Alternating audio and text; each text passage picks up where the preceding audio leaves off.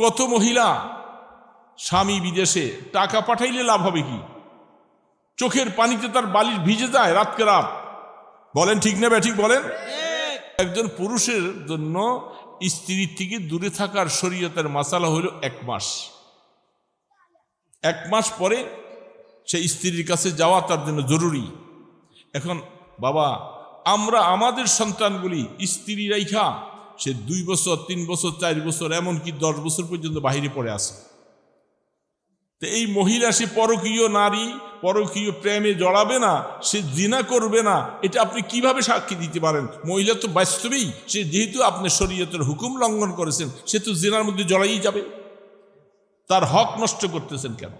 শরীয়তের হুকুম আপনি দেখবেন না, আপনি শুধু অর্থ দেখবেন বিদেশে আছে। তারপরে এই ছেলেটা বিদেশের মধ্যে সে চরিত্র বাছাইয়া কিভাবে থাকতে পারে? আল্লাহ পাক তো তার জন্য একটা খাহেসাত, একটা যৌন ক্ষুধা তার মধ্যে দিয়েছেন, মহিলাকেও দিয়েছেন। 1 মাস 2 মাস 3 মাস 4 মাসের অধিক কোনো পুরুষ স্ত্রীর থেকে দূরে থাকতে পারবে না, সৈন্যদের জন্য এটা নিষেধ করে দিয়েছে। এবং এখানে অনেক কথা আছে, আমি সেদিক বলতে গেলে অন্য আলোচনা ছুটে যাবে। মহিলা শরীয়তের মাসালা অনুযায়ী আয-যানি আয-যানিয়াতু ফাজলিদু কুল্লা ওয়াহিদিন মিয়াতু জালদা। সেখানে এই আয়াতের তাফসীর দেখলে বোঝা যাবে আল্লাহ সুবহানাহু ওয়া তাআলা জেনাকারিনী মহিলার কথা আগে বলছে। জেনাকারিনী মহিলা, জেনাকারী পুরুষ, তো জেনার ব্যাপারে মহিলার কথাটা আগে আনছে। আর চোরের মধ্যে চোরের শাস্তির ব্যাপারে আল্লাহ পাক বলছেন ওয়াস-সারিকু ওয়াস-সারিকাতু, চোর পুরুষ চোর মহিলা। কোরআনের আয়াতের মধ্যে সিরিয়ালটা দেখেন, চোরের ব্যাপারে পুরুষের কথা আগে বলছেন, আর জেনার ব্যাপারে মহিলার কথা আগে বলছেন। জেনার ব্যাপারে মহিলার কথা আগে বলছেন কেন? সেখানে বিশাল অনেক কথা আছে। মহিলারা শর্মিন্দা থাকে বেশি, তাদের মধ্যে খাহেসাত যে আছে সেটাকে সে দমন করে রাখবার মতো 4 মাস সময় পর্যন্ত সেটাকে কন্ট্রোল করে থাকতে পারে। তারপরেও যে মহিলাটা নিজের লজ্জা শরম সব কিছুকে ছেড়ে দিয়া সে জেনার মধ্যে চলে যায়, এই জন্য তাকে শাস্তি আগে দিতে হবে। মহিলাদের শরম পুরুষ থেকে বেশি, পুরুষের শরমটা কম মহিলার তুলনায়। মহিলা হায়া শরম বেশি রাখে।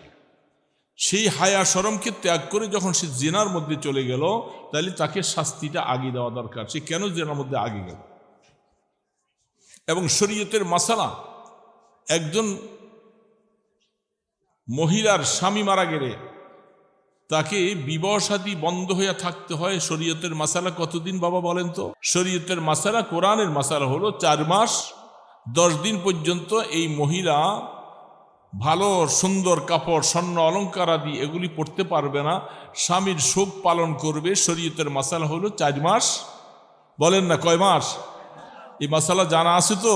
একজন পুরুষের জন্য স্ত্রীর থেকে দূরে থাকার শরীয়তের মাসালা হলো 1 মাস। 1 মাস পরে সে স্ত্রীর কাছে যাওয়া তার জন্য জরুরি। এখন বাবা, আমরা আমাদের সন্তানগুলি স্ত্রী রাইখা সে 2 বছর 3 বছর 4 বছর এমনকি 10 বছর পর্যন্ত বাহিরে পড়ে আসে। তো এই মহিলা সে পরকীয় নারী, পরকীয় প্রেমে জড়াবে না, সে জিনা করবে না, এটা আপনি কিভাবে সাক্ষী দিতে পারেন? মহিলা তো বাস্তবেই সে, যেহেতু আপনি শরীয়তের হুকুম লঙ্ঘন করেছেন, সে তো জিনার মধ্যে জড়াই যাবে। তার হক নষ্ট করতেছেন কেন? কে রে বাবা বলেন?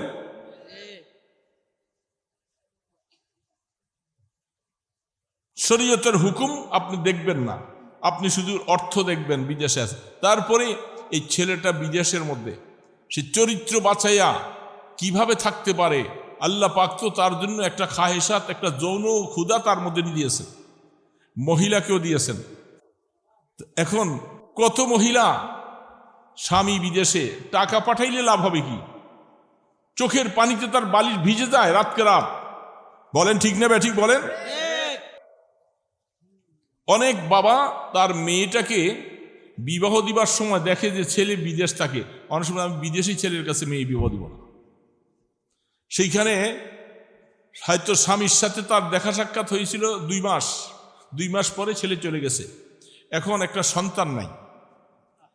1 বছর 2 বছর চলে যাচ্ছে, মেয়েটার স্বামীও নাই, একটা সন্তানও নাই। এখন ডাক্তাররা বলতেছে স্ত্রী পাশে তোমাকে থাকতে হবে যদি সন্তান তুমি পাইতে চাও। সেটা সম্ভব না, কারণ চাকরিতে গেছে, সেখানে আবার 2 বছর ছাড়া আর ছুটি পাবে না। এটা বাস্তব কথা না অবাস্তব কথা বলেন তো বাবা? এই অবস্থায় আমরা আমাদের দেশে আছি। যারা বিজাতি ইহুদি নাসারা, তাদের মধ্যে জেনার প্রবণতা বেশি। তাদের কাছে শরীয়ত নাই, কিছু নাই। তারা বলছে বাস যার সাথে যার মন নেওয়া দেওয়া করতে পারো, তাদের তো হিসাব নিকাশ নাই, আখেরাত নাই, পরজীবন নাই। পুরুষ যাকে ভালো লাগে তার সাথে তার জিন্দগি চলছে। কিন্তু মুসলমান, তোমার জন্য তো বৈধতা চিন্তা ভাবনা করতে হবে। সন্তান নাই, সন্তানের জন্য কত পেরেশানি, কত আশা। ছেলে বিবাহ করেছে, একটা নাতিনের জন্য আশা করে, দাদা দাদি শুনতে চাই না। দোষ তো আপনার। আপনি ছেলেটাকে বিবাহ করাই বিদেশে পাঠিয়ে দিচ্ছেন।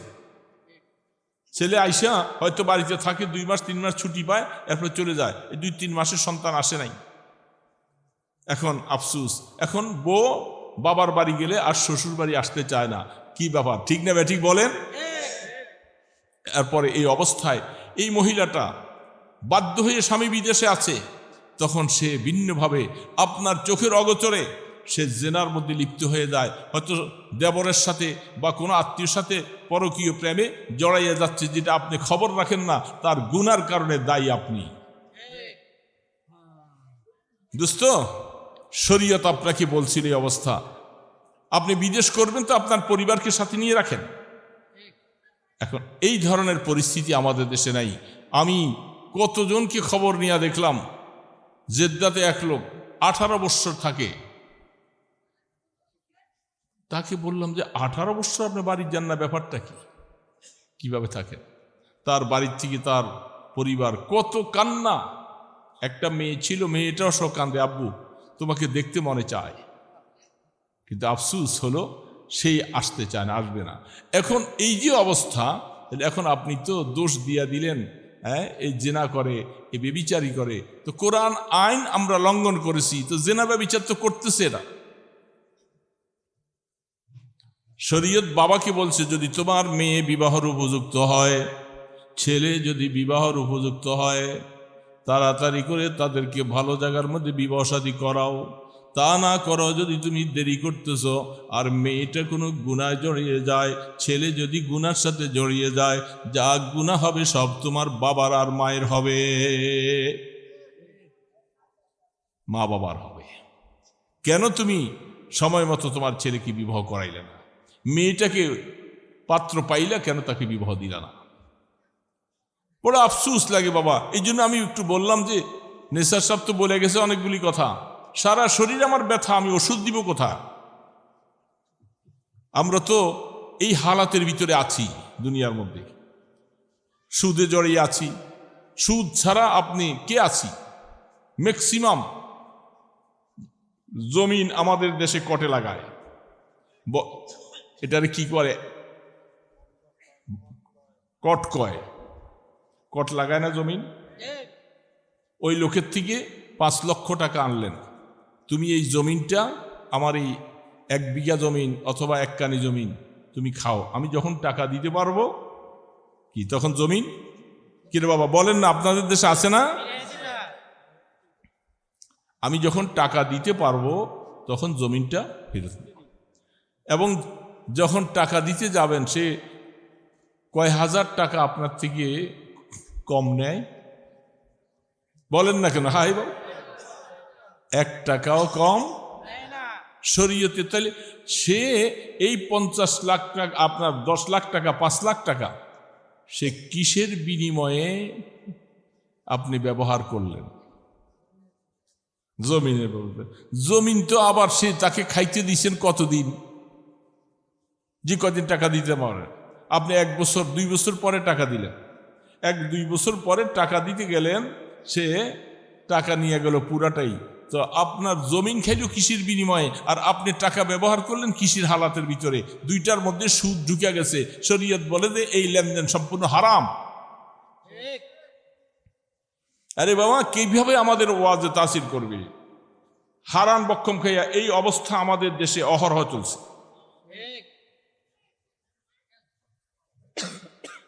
আমরা তো বেশি দূরের না, যদিও নারায়ণগঞ্জ থেকে আসি, আমরা আপনাদের চাঁদপুর জেলার মানুষ। কচুয়া রহিমানগর এলাকায় আমাদের বাড়ি। সেইখানে আমরা তো আমাদের দেশে অবস্থা বুঝি, এই জমিনের কর দেওয়া 1 টাকাও কম নিবে না। 1 টাকাও যখন কম নিবে না, আপনি জমিন খাইলেন 1 বছর, কৃষির বিনিময়ে খাইলেন, টাকা তো আপনি পুরে নিয়ে গেলেন, টাকা তো পুরে নিয়ে গেলেন, তো 1 বছর জমিন খাইলেন, জমিটা কৃষির বিনিময়ে খাইলেন। সম্পূর্ণ শরীয়তে এই ধরনের পন্থা না জায়েজ। বৎসরে হিসাবে 3 বৎসর একটা কর্তন যাইতে হবে। সামাজিক হিসাবে সিস্টেমে এই 1 বছরে এতটুকু জমিন আমি খাইলে আমার থেকে 2000 টাকা বা 1000 টাকা 3000 টাকা কর্তন যাইতে হবে, তাহলে শরীয়তে হালাল হবে। তা না হলে আপনাদের উভয়জনের লেনদেনটা হারাম। কি রে বাবা, বাজারের মধ্যে ছোট ছোট দোকানে সব সুদি কাজ কারবার, ছোট ছোট মুদি দোকান কো দেয়, গ্রামীণ ব্যাংক, ক্যারিটাস, আশা, এই সমস্ত ছোট ছোট দোকানদারকে 5000 টাকা, মুরগির খামার করে 10,000 টাকা 20,000 টাকা দেয় কি দেয় না? মাসে মাসে এত টাকা সুদ দিতে হবে। মহিলারা পর্যন্ত এই ব্যবসায় জড়িয়ে গেছে। ঠিক না ব্যাঠিক বলেন? সুদের 1 টাকা নবী আলাইহিস সালাতু ওয়াস সালাম বলছেন, খুলে দেখেন বুখারী শরীফ, সুদের 1 টাকা যদি জেনে বুঝে কেউ খাইল, আপন মায়ের সাথে 70 বার জিনা করার সমপরিমাণ গুনাহ হবে।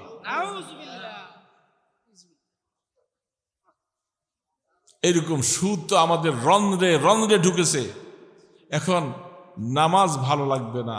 আল্লাহ রসুল বলতেছেন, আল্লাহ পাক বলতেছে, তোমার খাবার যদি হারাম হয়, তোমার পোশাক যদি হারাম হয়, তুমি যদি আল্লাহকে রব রব বলে ডাকতে থাকো, আল্লাহ বলে তোমার ডাক আমার আসমানে উঠবে না। মাতামাহু হারাম মালবাসাহু হারাম আন্না ইউস্তাজাবু দাওয়া, তোমার দাওয়া আসমানে উঠবে না। কারণ আমি আল্লাহ পাক, আমি তোমার পাক মুখের শুনতে চাই, তুমি পাক খেয়ে আমাকে ডাকবা, আমি সেটা শুনব। এখন আমরা হারামের সাথে জড়িত আছি। এবং যে কোনো মানুষ ব্যাংকের থেকে লোন আই না। গতকাল একজন লোক আমাকে বলতেছে, তার ছোট ভাই, হুজুর আমি ছোট্ট একটা হোটেল দিয়া চলি কোনো রকম, আলহামদুলিল্লাহ বাবাকে নিয়ে আছি, শান্তিতে আছি। আর ছোট ভাই ব্যাংকের থেকে টাকা আনছিল 1 কোটি কত লাখ টাকা দেন। এটা এখন বাড়তে বাড়তে 8 কোটি কত লাখ টাকা হয়েছে।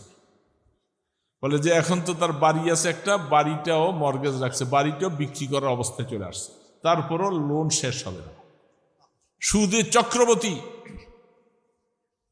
1 লাখ টাকায় পরে সময় মতো দিবেন না, এটা 2 লাখ হয়ে যাবে, 2 লাখে 4 লাখ হয়ে যাবে, 4 লাখে 8 লাখ হয়ে যাবে।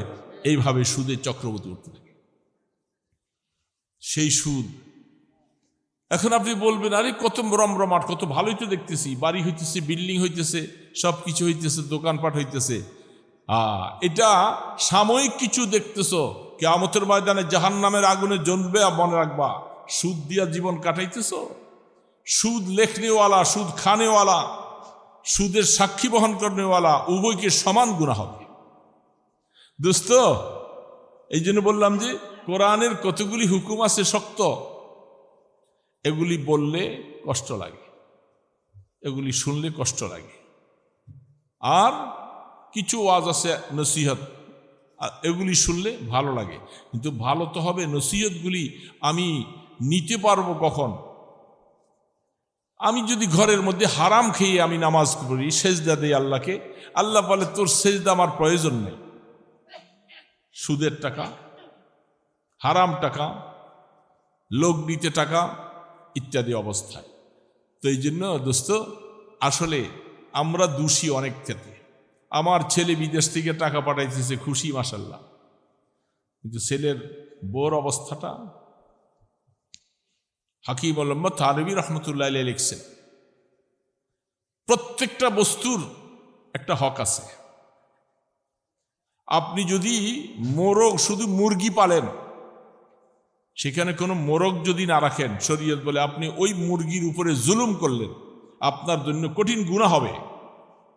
শুধু মুরগি কেন পাললেন, মোরগ তার সাথে কেন রাখলেন না? শুধু হাসি পাললেন, হাসা কেন রাখলেন না? গরুর মধ্যে শুধু গাভী পাললেন, কেন ষাঁড়ের সাথে তার সম্পর্ক করাইলেন না? কারণ আমার আল্লাহ পাক বিপরীত লিঙ্গ প্রত্যেকটা জিনিস মধ্যে দিয়ে দিয়েছেন, কি দেয় নাই? তাদের মধ্যে কি এরকম যৌন চাহিদা আছে না নাই?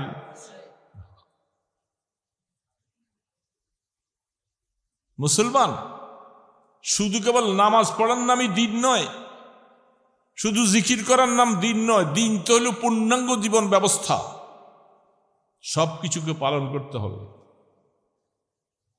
হাত্তাকে একটা পোকামাকড় তার মধ্যে যৌন চাহিদা দিয়েছেন, সে যে অবস্থায় হোক না কেন, তাদের যৌন চাহিদা তারা সেইভাবে সম্বরণ করে। তুমি একটা পাখিকে দীর্ঘদিন আটকে রাখলা, তার সাথে তার পুরুষ নাই, অথবা পুরুষ আছে মহিলা নাই, তার উপরে জুলুম করেছে।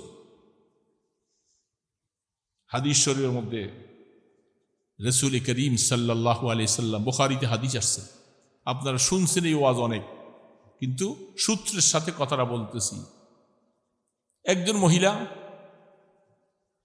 সে একটা বিড়ালকে আটকে রাখছে, দীর্ঘদিন আটকে রাখছে, তাকে ঠিকমতো ভরণ পোষণ খাওয়া দাওয়া দেয় না। এই অবস্থায় বিড়ালটা মারা গেছে। বুখারী আলাইহির রাহমা হাদিস আনছেন, আল্লাহ রাসূল বলছেন, এই কারণে মহিলাটা কিয়ামতের মাঠে জাহান্নামে জ্বলবে। আরেকজন দুশ্চরিত্রা মহিলা,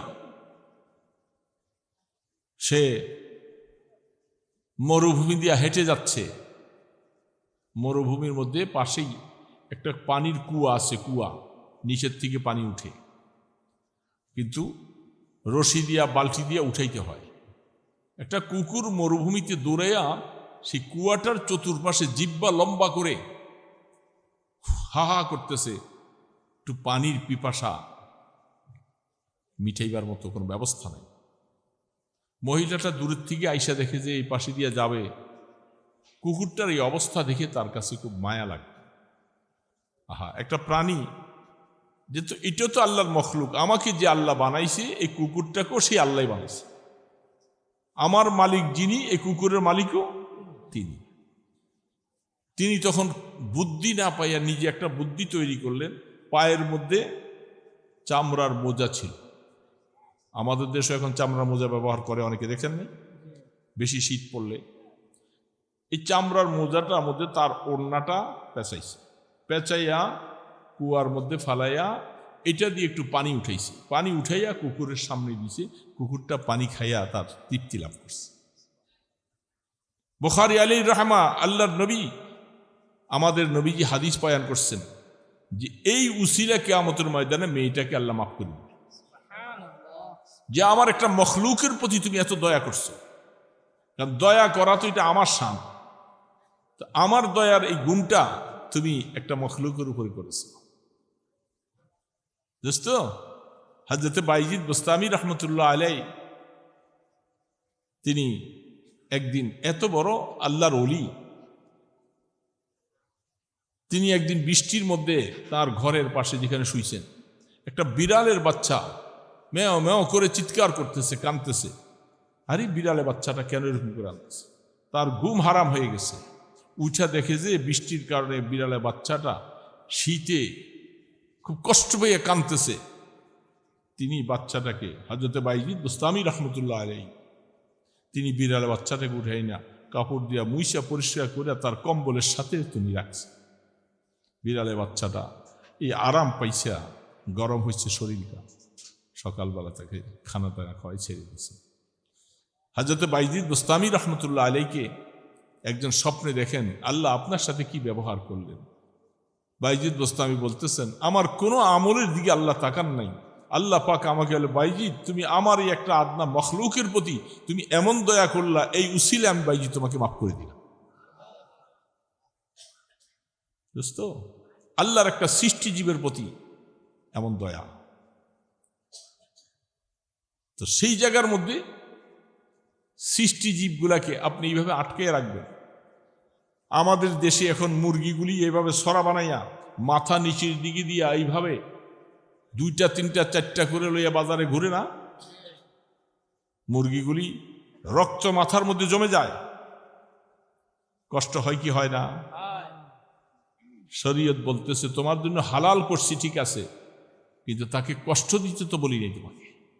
তুমি আনছো আইনা তাকে জবাই করে খাও হালাল, এই যে তাকে ঝড়ায় তোড়াইয়া ধরিয়া দীর্ঘ সময় ঘন্টার পর ঘন্টা এইভাবে রাখো, পাগুলি সব ফুলে রক্ত জমে যায়, কত কষ্ট, কত কিচির মিচির করে। সেই কষ্টটা যদি তোমাকে দেওয়া হইতো তখন তুমি বুঝতে যে কষ্ট কাকে বলে।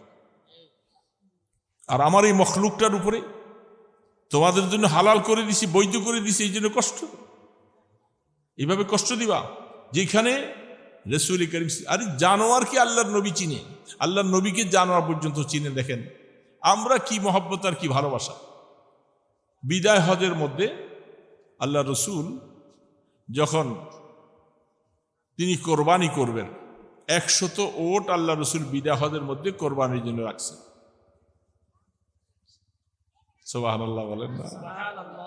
100 ওট আল্লাহ রসুল জীবনে হজ একবারই করছে, যার জন্য আল্লাহ বাইতুল্লাহ বানাইলেন সবকিছু, যে বাইতুল্লাহর ঘরের পাশে জীবন কাটাই দিলেন। নবুয়তের 23 বৎসরের মধ্যে 13 বৎসর থাকলেন মক্কায়, তারপরে হজ ফরজ হলো, মক্কির জীবন থেকে পার হইয়া মাদানী জিন্দিগিতে 10 বছরের ভিতরে রাসূল হজ একবার করছে। এই হজের পরে তিনি 100 ওট কোরবানি করার জন্য সিদ্ধান্ত নিয়ে 100 ওট তৈরি রাখছে। এখন প্রত্যেকটা ওটের পায়ের মধ্যে একটু রশি লাগাইয়া 100 ওটকে এইভাবে সারিবদ্ধ করে দাঁড় করাইছে। যেই না মাত্র আল্লাহ রসুল ছুরিটা হাতে নিছেন, কোরবানি করবেন, এই ওটগুলি কাকে কাকে ডিঙ্গাইয়া রসুলের ছুরির কাছে, সে নিজে আগে রসুলের ছুরিটা তার শরীরে লাগাবার জন্য ওটা পাগল পাড়া হইতেছে। এমন করতেছে কেন?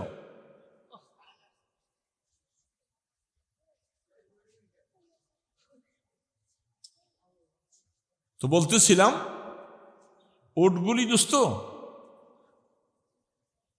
ওটগুলি কেমনে বুঝলো যে আল্লাহ রসুল 63টা ওট নিজের হাতে জবাই করবেন? আল্লাহ রসুলের হায়াত কতদিন বলেন না? কতদিন? 63 বৎসর। এই জন্য রসুল নিজের হাতে 63টা ওট জবাই করবেন।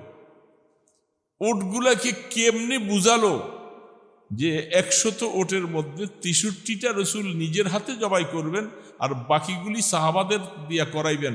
এই জন্য ওটগুলি পালাক্রমে কার আগে কে আইসা রসুলের ছুরির নিচে যাবে সে ব্যস্ত হয়ে গেছে। কি আজীব কথা!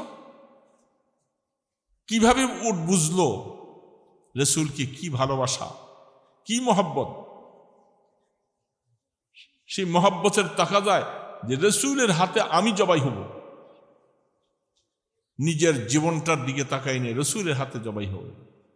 63টা ওট রসুল জবাই করলেন, বাকিগুলি হয়তো তোমরে ফারুক রাদিয়াল্লাহু তাআলা আনহুকে দিয়া জবাই করাইছে। যে ওটগুলি রসুলের হাতে জবাই হয়েছে এগুলি বেশি ধন্য না? আরে দোস্ত, জানোয়ার নবীকে চিনছে, আমরা জানোয়ারকে চিনি না। আল্লাহ রসুল যখন ইন্তেকাল করেন, রসুল ইন্তেকালের সময় রসুলের একটা গাধা, বুখারীতে অনেকগুলি হাদিস আসছে, একটা গাধা একটা ওট। গাধাটা রসুলের বিচ্ছেদ বিরহে ফালাইতে ফালাইতে খাবার দাবার ছেড়ে দিয়া একটা কূপের মধ্যে যে পড়ে আত্মহত্যা করে মরে গেছে।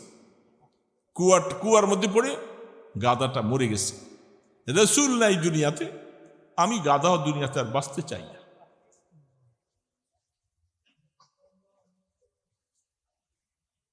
ওরটা খাবার পানি ছেড়ে দিছে, খাবার তার সামনে পানি নিতেছে, ওর চোখগুলি বেয়ে বেয়ে পানি পড়তেছে, কান্নার পানি পড়তেছে। ওট খায় নাই, না খাইয়া খাইয়া ওরটা এই অবস্থায় হয়েছে। কিরে বাবা, জানোয়ার কেমন ভাবে আল্লাহ রসুলকে ভালোবাসছে? জানোয়ার, তার মধ্যে কি অনুভূতি নাই? নাই অনুভূতি? অনুভূতি না থাকলে সে রসুলের বিচ্ছেদ বিরহে সে খাওয়া ছেড়ে দিয়ে মরে গেল, জীবন শেষ করে। রসুল নেই, আমি আর বাঁচতে চাই না। যেই জানোয়ারের এত অনুভূতি, যেখানে গাছ পর্যন্ত উস্তুয়ানে হান্নানা, যে গাছের সাথে আল্লাহ রসুল হেলান দিয়া খুতবা পড়তেন, যখন মিম্বর তৈরি হলো তিনি মিম্বরে চলে গেলেন, আর খেজুর গাছটা ওটের বাচ্চার মতো ফুনফুন করে কান্না শুরু করছে। মসজিদের মধ্যে ওটের বাচ্চা যেরকম করে কান্দে, কান্নার আওয়াজ। রসুল বলতেছে এই আওয়াজ কোত্থেকে আসে? ওটের বাচ্চা তো মসজিদে নাই। পরে দেখতেছে যে খেজুর গাছটা রসুল হেলান দিতেন, খেজুর গাছটার থেকে এরকম কান্নার আওয়াজ আসে, আর খেজুর গাছটা বাইয়ে বাইয়া পানি পড়তেছে। আল্লাহ রসুল মিম্বর থেকে নাইমা খেজুর গাছটার মধ্যে হাত রাখা খেজুর গাছটাকে মুছে সান্ত্বনা দিলেন, আর বলছে এই গাছটাকে তোমরা উঠাও, উঠাই এটাকে দাফন করে দাও। এই খেজুর গাছটা কিয়ামতের ময়দানে আল্লাহ পাক একে নবীর প্রেমের কারণে তাকে আল্লাহ পাক জান্নাতের বাগানের মধ্যে তাকে লাগাই দেবে। একটা গাছ, তার মধ্যে অনুভূতি কত, একটা জানোয়ার, তার মধ্যে কি অনুভূতি। আমরা বুঝি অনুভূতি বলা পাই না। এই মুরগিগুলি কষ্ট দেই। একটা গরুকে হাদিসের মধ্যে আসছে, গরুটা জবাই করার সময় ধারাল ছুরি দিয়ে জবাই করবা, কষ্ট দিবা না তাকে, কোরবানি করবা সওয়াব কামাই করার জন্য, কিন্তু তাকে কষ্ট দিও না। তো সেই মুরগিগুলি আমরা এত কষ্ট দিচ্ছি, ছড়া বানায় এইভাবে করে, কি কিচির মিচির করে, কি কষ্ট। মুসলমান, এই কষ্টের দায় তুমি দিতে পারো না। এই জন্য বলতেছিলাম প্রত্যেকটা জিনিসে হক আছে, শুধু কেবল নামাজ পড়ার নামে দিন নয়। হক্কুল ইবাদ, হক্কুল্লাহ, আল্লাহর হক আদায় করতে হবে, বন্দার হক আদায় করতে হবে। বন্দার হক আদায় করতে যাইয়া ছেলের কি হক, মায়ের কি হক, স্ত্রীর কি হক, প্রতিবেশীর কি হক, প্রত্যেকের হক আদায় করতে হবে, তাহলেই মুসলমান হওয়া যাবে। তো রং না বাবা, প্রতিবেশীর হক। রসুল বলছে তুমি যদি ঘরের মধ্যে গোশত পাকাও, গোশতের মধ্যে একটু সুরা বেশি দিও। হাদিসে আসছে, ইউজুর আসে না এগুলি হাদিসে। কারণ তাকে গোশত যদি তোমার প্রতিবেশীকে দিতে নাও পারো, তাহলে কমপক্ষে তারা একটু সুরা হইলেও দিও তোমার প্রতিবেশী। রসুল করিম সাল্লাল্লাহু আলাইহি সাল্লাম ইরশাদ ফরমান, আমার কাছে জিবরিল আলাইহিস সালাম আসছেন 24,000 বার। সুবহানাল্লাহ বলবেন না মুসলমান? কোন নবীর কাছে আসে 2 বার, 3 বার, 10 বার, 15 বার, আর আপনার আমার নবীজির কাছে আসছে 24,000 বার। রসুল বলতেছেন যতবার জিবরিল আসছে প্রত্যেকটা বার আমাকে যাইবার সময় প্রতিবেশীর হক সম্পর্কে আমাকে বলে যায়। প্রত্যেকটা বার আমি আশ্চর্য হয়ে গেলাম, প্রত্যেকটা বার প্রতিবেশীর হক সম্পর্কে আমাকে বলে। সেই জন্য রসুল বলছেন তুমি পেট ভরে খাও, আর তোমার প্রতিবেশী যদি না খেয়ে সে সারা রাত কাটাইয়ে দেয়, তার কাছে খানার কোনো ব্যবস্থা নাই, বাল বাচ্চা নিয়ে বহুত কষ্টে আছে, সে খেতে পায় না, তুমি জান্নাতে যাইতে কষ্ট হবে।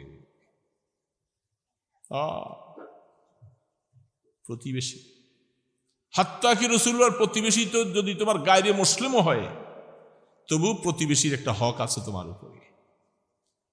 ওয়াবিল জারি জিল কুরবা ওয়াল জারি জিল জুনুব, কোরআনে আল্লাহ সুবহানাহু ওয়া তাআলা বলছেন। আমি তো আয়াত পড়তেছি না, শুধু আপনার কথাগুলি বলতেছি। কোরআন বলছে হাত্তাকে যদি তুমি একটা রিকশায় উঠছো, গাড়িতে উঠছো, দুইটা সিট, তুমি আগে উঠছো, তুমি যে পরে উঠছো, তো তুমি সিট তো দুইজনের সমান, পয়সা সমান না, সিটও তো সমান। তুমি আগে যে একবারে সারাইয়া বেশি করে বসে রইলা, পরেওয়ালা যে বসতে জায়গা পায় না, তার যদি বলে যে ভাই একটু চাপেন না, আর চাপা যাবে না, পারলে বসে উঠে যান, কি গরম হয়ে যায়। অল জারিজিল জুনুব, কোরআনের আয়াত বলতেছেন তোমার যে পাশে বসছো এই জায়গার মধ্যে আল্লাহ পাক তোমাকে একটা হক দিয়েছে, প্রতিবেশীর হক আদায় করো। আহা, কোরআন তো আমরা বুঝি না বাবা, বুঝতেও যাই না। প্রতিবেশী, সফরে যাইবা, যে কোনো জায়গায় যাবা, তোমার সাথে তোমার যে সাথী থাকবে সে তোমার প্রতিবেশী, প্রতিবেশীর হক আদায় করতে হবে। তাহলে সেই হিসাবে হাত্তাকে আপনি আপনার ছেলে, আপনি মাশাআল্লাহ এই যে কমলার দিন আসছে, আমের দিন আসছে, সুন্দর সুন্দর আপনার ছেলে, আপনি পয়সা আছে, আম কমলা কিনে বাড়িতে আইনা রাখছেন, আপনার ছেলেদের হাতে দিলেন, নাতিদের হাতে দিলেন, এটা নিয়া বাহিরে নিয়ে ঘুরে খায়। রাসূল বলে খবরদার, তুমি ভুল করেছ, পারতপক্ষেও ওই বাড়িতে ওই ঘরের মধ্যে দুইটা কমলা, একটা কমলা দাও। না দিতে পারলে তোমার বাচ্চাদেরকে তুমি কমলা হাতে দিয়া ঘরতে বাইরে দিবে না, কারণ ওই বেচারা গরিব মানুষ, সে তার বাচ্চাকে কিনে খাওয়াইতে পারলো না, তার বাচ্চাগুলি যে মাকে বিরক্ত করবে, এদের হাতে কমলা, মা আমাকে, সে তো চোখের পানি ছাড়বে যে আমার তো কমলা কিনে সমর্থন। শরীয়ত বলে তুমি ভুল করছো। আহা, প্রতিবেশী এটাকে বলে দোস্তি। তুমি পারো তো তার এখানে কিছু দিবা, নতুবা তোমার বাচ্চাকে হাতে দিয়ে এগুলো বাইরে যেতে দিবা না। দেখছেন প্রতিবেশীর হক কত। আজ সেই প্রতিবেশীর সাথে আমাদের দ্বন্দ্ব, আমাদের মারামারি, কাটাকাটি, একজনের চেহারা আরেকজনে দেখতে পারি না, ঠিক না? আর ভিতরে ভিতরে হাদিসের মধ্যে আছেন, আপনার প্রতিবেশী হোক, আপনার ভাই হোক, সহকর্মী হোক, সে যদি আপনার সাথে দূরত্ব, কথাবার্তা একটু আলগা, সে যদি কোনো মুসিবতে পড়ে, আপনি ভিতরে ভিতরে খুশি, হাততালি দেয়, ধরছে আল্লাহ এবার কায়দা মতো, কি কয় না বলেন, আছে না এরকম? আহা, শরীয়ত বলে এই ধরনের মন্তব্য করা কোনো মোমেনের জন্য বৈধ না, হালাল না। তুমি আজ তার মুসিবতে পড়ে তুমি আনন্দ হইছো, এরকম একটা মুসিবত তোমার উপরে আসতে বেশি সময় লাগবে। হাদিসের মধ্যে স্পষ্ট আল্লাহ রাসূল বলছেন, কারো ব্যাপারে তুমি দেখি একটু খুব ঘৃণার চোখে নজর করছো, তোমাকে আল্লাহ এই মুসিবতে ফালাইয়া মৃত্যুর আগে তোমাকে মুসিবত দিয়া তারপরে কবরে নিবে। মনে রাখবা, তুমি কিভাবে কেমন মোমেন হয়েছিল। মোমেন তো কেমন অবস্থা হইতে হবে। এই জন্য ছোট্ট আয়াত পড়েছি, কথা সামনে যাব না। ইন্নামাল মুমিনুনা আল্লাযীনা ইযা যুকিরাল্লাহ, এইখানে তাফসীর করলে এগুলি সবগুলি আসবে। ইন্নামাল মুমিনুনা আল্লাযীনা ইযা যুকিরাল্লাহ ওয়াজিলাত কুলুবুহুম। মুমিন তো ওই ব্যক্তি হবে যার কাছে কোরআনে আয়াত আসবে, আল্লাহর হুকুম আসবে, কোরআনে আয়াতগুলি, হুকুমগুলি আসলে তার কাছে এত তৃপ্তি লাগে, এগুলি পালন করতে তার কাছে ভালোই লাগে, এটা হবে মুমিন। মুমিন শুধু কেবল টুপি মাথায় দিলাম, দাড়ি রাখলাম, আর মাশাআল্লাহ কয়েকদিন চললাম, কোরবানি খাই, গোস্ত খাইলাম, এই মুমিন। মুমিনের কাছে আল্লাহ পাকের হুকুম যখন আসবে, আল্লাহ পাকের হুকুম সামনে যখন চলে আসবে, তখন সে কলিজাটা থরথর করে কাঁপবে, তার হা এটা আল্লাহর হুকুম।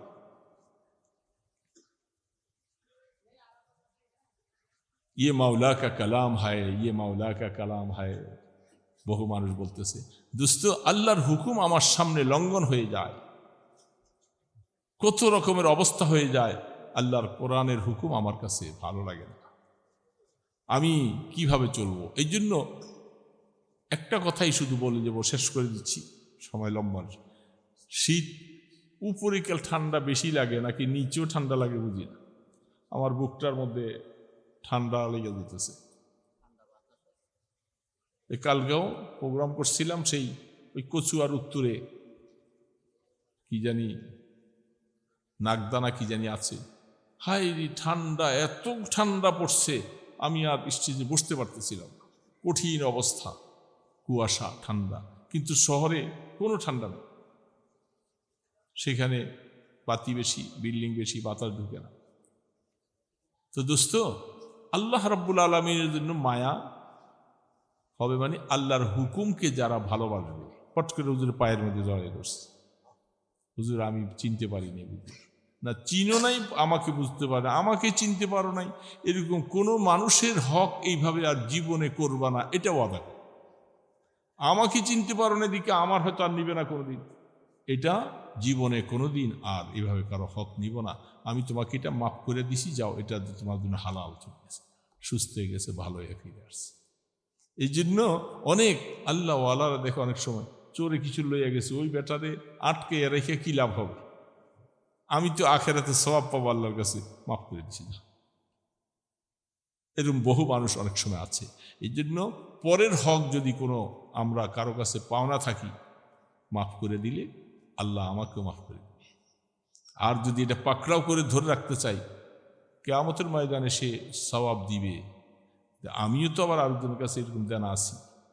এই জন্য পরের হকের ব্যাপারে সবসময় খেয়াল রাখবো। পরের হক যেই কোনোভাবে হোক, গীবত করছি, গালিগালাজ করছি, আল্লাহ রসুল বলছেন উম্মত এগুলি মুআমেলা শেষ কইরা কবরে আইসো, নতুবা কিয়ামতের ময়দানে যা কিছু করছো সব দিয়া দিত। এটা কঠিন মাসালা। এই জন্য দোস্ত, আমি অন্যদিকে ওয়াজে গেলাম না, এই কথাগুলি বললাম যে আমাদেরকে প্রতিবেশীর হক আদায় করতে হবে।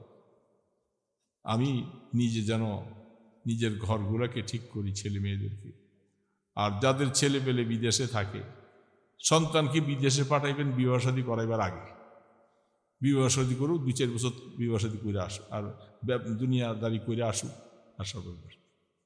এরপরে যারা বিবাহ শাদী করছো এরা বউ বেটি ফালাই ফিয়ে বিদেশে পড়ে থাকবা।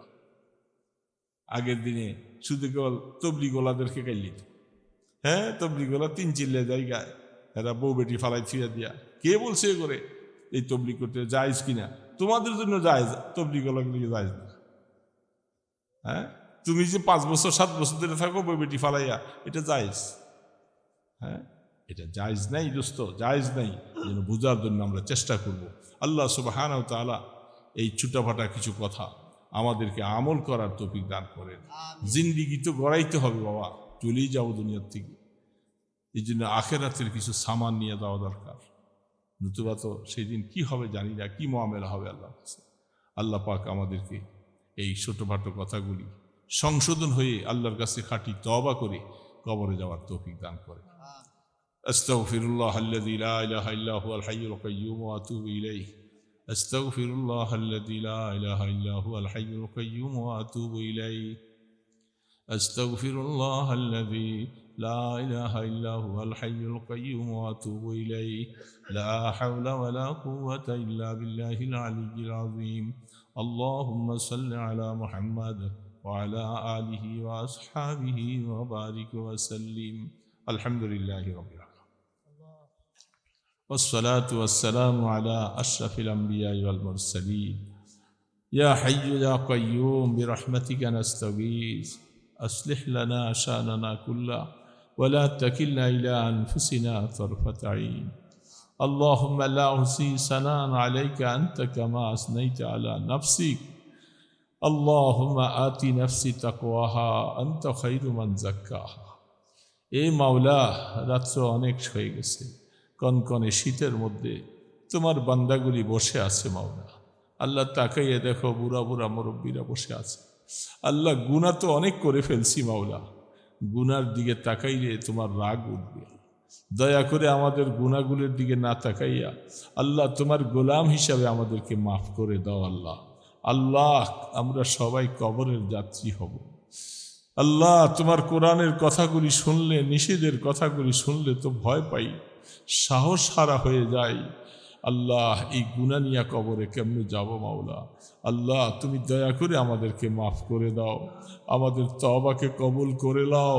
যতদিন বেঁচে থাকি আল্লাহ, বেশি বেশি করে তওবা করে গুনাহগুলি মাফ করাইয়া কবরে যাওয়ার তৌফিক দিও আল্লাহ। আমাদের মা বাবাকে মাফ করে দাও, আমাদের দাদা দাদি, নানা নানি, আমাদের ভাই বোন, আত্মীয় স্বজন সকলকে মাফ করে দাও আল্লাহ। আয় আল্লাহ, আয় আল্লাহ, এই এলাকার মধ্যে ঘরে ঘরে কোরআনের হাওয়া চালু করে দাও আল্লাহ। এই মাদ্রাসা মসজিদকে কবুল করে নাও আল্লাহ। সহি তালিমের ব্যবস্থা করে দাও, ছাত্র উস্তাদ সকলকে মেহনত করে আল্লাহ আপনার দ্বীনের খেদমত করার তৌফিক দান করে দাও। ইয়া আল্লাহ, এই মাহফিলকে কবুল করো, যারা আয়োজন করেছে সবার দান খায়রাত মেহনতকে কবুল করো আল্লাহ। যখন দুনিয়ার থেকে নিবার জন্য ডাক দিবা আল্লাহ, ঈমানের সাথে আমাদের মওত দিও আল্লাহ। ইয়া আল্লাহ, এই শীতের মধ্যে মওত হয়ে গেলে আল্লাহ অন্ধকার কবরে কেমনে থাকবো মাওলা? সেখানে কোনো বাতি নাই, কাপড় নাই, কিছু নাই। আল্লাহ, তুমি কবরকে রহমতের কবর বানাইয়া দিও আল্লাহ। আয় আল্লাহ, সোনার মদিনে আমাদের দুরুদ ও সালামের হাদিয়া পৌঁছাইয়া দাও। আয় আল্লাহ, আপনার হাবিবের তোফাইলে, আপনার ইসমে আজমের উসিলায় আমাদের দোয়াগুলি কবুল করে নাও। সাল্লাল্লাহু তাআলা আলা খায়রি খালকিহি মুহাম্মাদিন ওয়া আলা আলিহি ওয়া আসহাবিহি আজমাইন বিরহমাতিকা।